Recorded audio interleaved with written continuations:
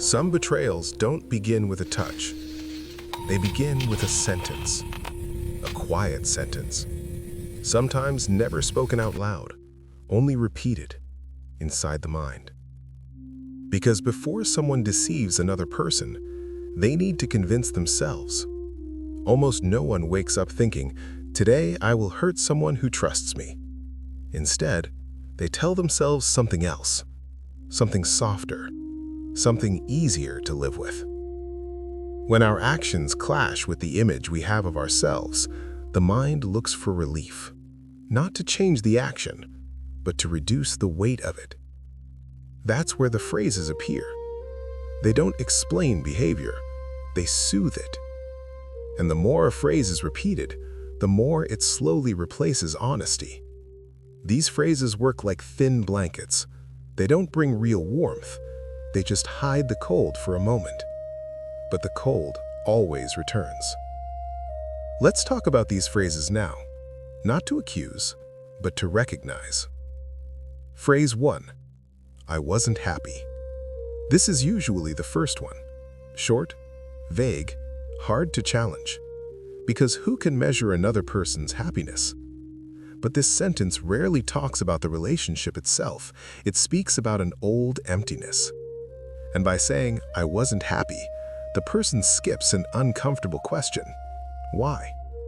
Not every lack of happiness comes from the other person. Sometimes it comes from parts of ourselves we never learned to face. But this phrase turns complexity into permission. Phrase 2. It just happened. Nothing sounds more innocent than something that just happened. As if messages weren't answered, as if boundaries weren't crossed, as if small decisions didn't quietly add up.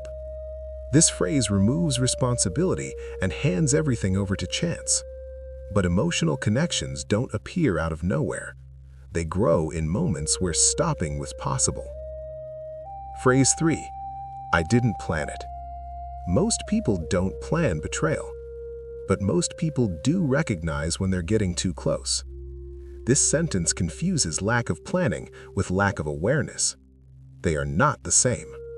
It's a way of saying, I noticed the line and kept walking. Phrase 4. I deserved to be happy. This one sounds fair, almost noble. After all, who doesn't deserve happiness? But something subtle happens here. Desire becomes justification.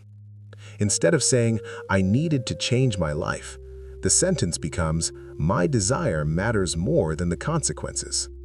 Happiness turns into a reason to wound.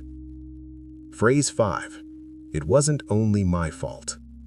This phrase divides the weight, but it also blurs the truth. Yes, relationships are complex. Yes, pain is rarely one-sided. But sharing responsibility does not erase personal choice. This sentence appears when guilt becomes too heavy to carry alone. Phrase 6. I was confused. Confusion is a comfortable word. It creates emotional fog without demanding clarity. But often confusion is simply the tension between desire and values. And this sentence allows someone to keep going without deciding while choosing. Phrase 7. The most repeated one. I never wanted to hurt anyone. This is the final sentence, the most common one, and the saddest. Because sometimes it's true, but not wanting to hurt is not the same as protecting from harm. This phrase usually comes after everything has already happened, when damage is no longer hypothetical. It doesn't change the past, it only softens the image of the person saying it. Here is the silent truth most people avoid. These sentences are not meant for others. They are meant for the self. They are not explanations. They are protection. Protection from shame, from responsibility, from the moment where the person would have to admit, I knew what I was doing and I did it anyway. And that moment is heavy, heavier than most people are ready to carry. The mind doesn't lie out of cruelty. It lies out of fear. Fear of seeing itself clearly. Fear of realizing that the story it has been telling no longer matches the behavior it chose. So instead of changing the story, it changes the meaning. Not "I crossed a line," but "I was unhappy."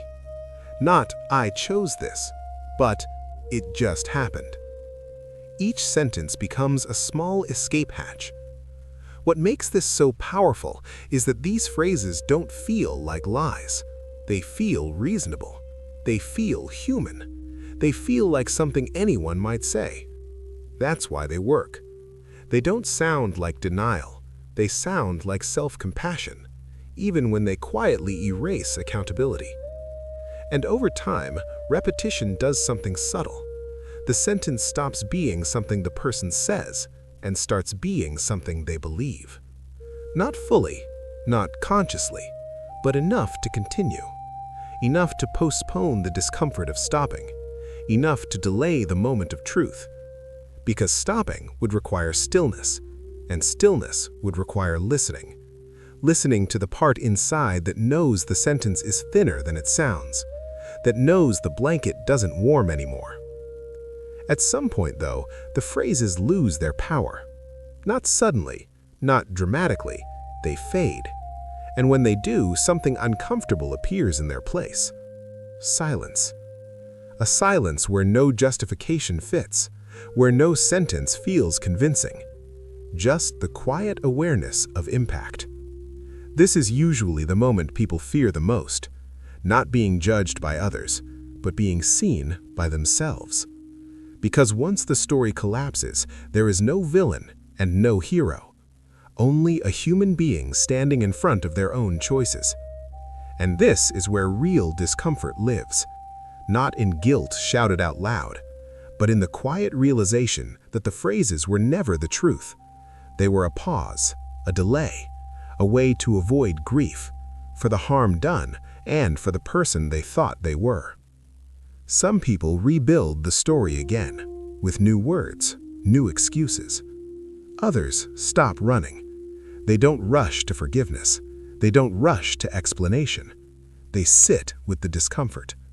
And that moment, uncomfortable, silent, unshared, is where change actually becomes possible.